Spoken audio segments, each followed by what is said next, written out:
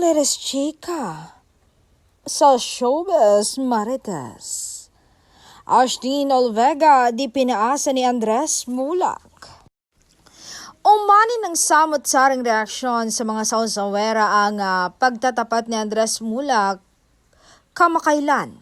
Ayon sa panayam sa kanya, never pa raw siyang nagkaroon ng girlfriend. Dagdag pa niya, choice niya raw na wag munang magjowa.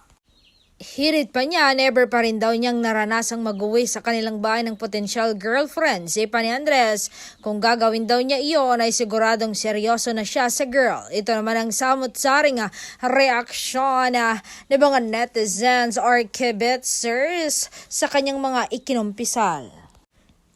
Sa true lang siya, at least di pa asa, haha. Ang swerte ni Andres, hindi niya need pilitin ang sarili na magpanggap in the name of his celebrity image kahit na nagsisimula pa lang siya. Why?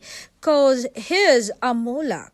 He's still young, hayaan niyo siya mag-explore. Obvious, talagang wala siyang gusto. Pilit na pilit naman kasi yung ka-love team niya, haha. He really got the best features of both Aga and Karcherlin, no?